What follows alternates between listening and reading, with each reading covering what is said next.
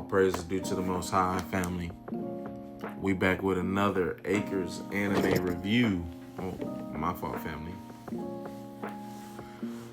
I just finished episode 1 of season 2 of My Hero Academia Vigilantes, family, the spinoff, right?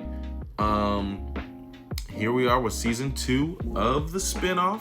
Not even a full year from when the last season started.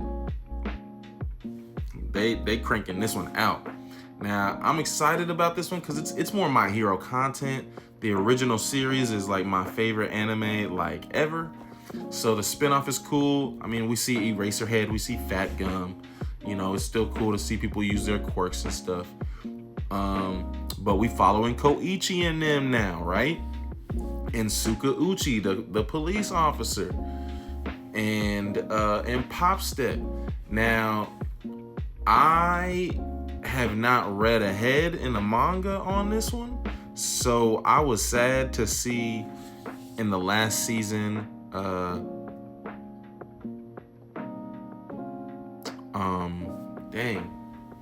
Knuckle Duster like step away from the vigilante life. I don't know if he comes back. I wish he would. That's like my favorite character in the Vigilante series. He remind me of Endeavor. He remind me as a little bit of All Might. Obviously, he's like a Batman type character. He's just a lot of fun. So I hope he comes back. But we here with Koichi and Pop Step, right? And family, we're still investigating. Like, we're investigating more Trigger, right? I remember this guy with the scar on his face in the last episode. We haven't really seen his face. The scar stands out, right?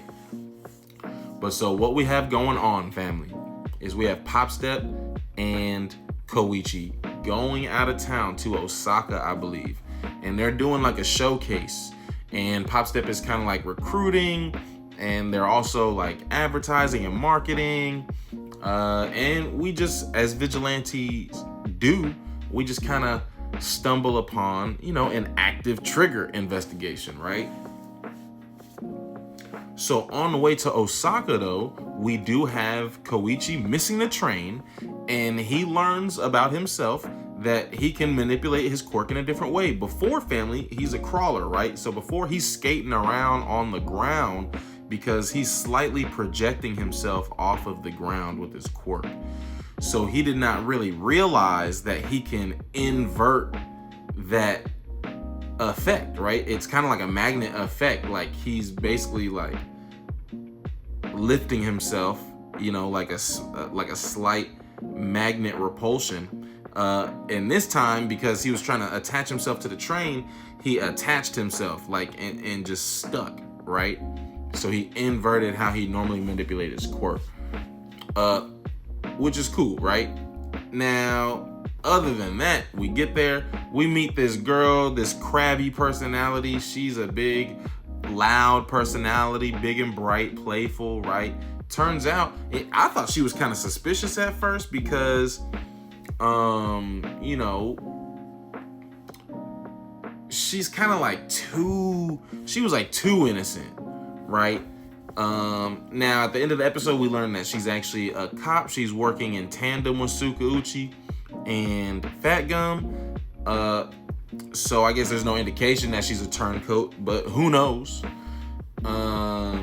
Obviously there's something fishy with this crab company that she's undercover, like working with, right? Because we seen Aizawa back in Naruhata.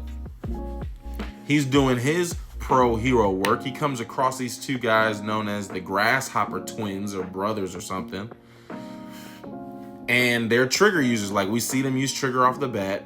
He's questioning them about this different type of Trigger that's hitting the streets, right? And we get our little insider information. Right, and then he asked them, because they're homies with this other guy who was like, I think he was like a praying mantis though, but he's not normally a giant villain, but he turned into one. So that's why Aiza was like, okay, what's going on with Trigger now that it's turning people who don't have gigantification quirks, they're turning giant, right? And so they're like, oh yeah, there is this other type of trigger out there, and we was warning him not to use it because it's mixed with uppers. And so then Aizawa, Eraserhead, asked them about the crab route. Now, Peep family, again, where Popstep and Koichi are, even the undercover cop, right, are investigating this crab company. Well, they're investigating the crab company. We're just here doing our idol thing, and we come across the undercover cop. And then because the undercover cop was supposed to manipulate the crab machine, but she runs off to do her undercover cop duties, now they ask Popstep to fill in for her. So now they literally put Popstep in the crab machine. Somebody had already, was it Sukauchi? Sukauchi had already like pinpointed somebody, I think it was Sukauchi though, already pinpointed Popstep as like a suspect. Like suspect number one, as a matter of fact. So now that they put her in the crab suit, like she's clearly gonna be mistaken for being involved with this crab stuff. I don't know exactly how that's gonna go down and how that's gonna shake out, because we know that she's not. And yeah, I don't know, man. I don't know. But something finna happen. Obviously, I seen the preview, right? Like Koichi gets involved, right? Like we did run into Fat Gum earlier. So hopefully that'll clear up some of this confusion that is clearly gonna happen, right? What's really about to happen, family, is like they already think Popstep is doing it. Now it looks more like she is doing it. Now it looks like she's associated with the crab route, with the crab company. So they're gonna like pin it on her. She's gonna be like, no, like that's not me. Koichi's gonna be like, nah, like she not involved. And hopefully this connection with Fat Gum and Koichi is what, because we ran into him and we saved his takoyaki, right? We came through for him and he helped us find where we was getting to. So hopefully that come through and help us clear up some of this confusion that we're headed into. But we are vigilantes and Sukauchi's right there too. So we don't want to get caught up with him necessarily while we're helping. Cause I don't think we have a friendly relationship with Sukauchi, if one at all. I know we had one with Ingenium last season, and even Captain Celebrity, messes with us heavy. So maybe we'll be okay. I mean, yeah, we're in with Sukauchi's sister, but I don't think Sukauchi knows about Koichi necessarily. So that is some potential problem, because Sukauchi's a little bit more straight-laced. He's like the ultimate straight-laced by the book to the T of the letter type character. So I don't know. Hopefully we're straight. Yeah, that's interesting to me though, that Koichi's quirk is, I mean, that makes sense because he didn't qualify for like official training. It makes sense that he wouldn't necessarily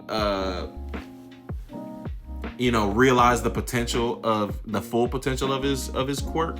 So I guess it kind of makes sense that he's still stumbling across new ways to apply his quirk. That's interesting. I don't know.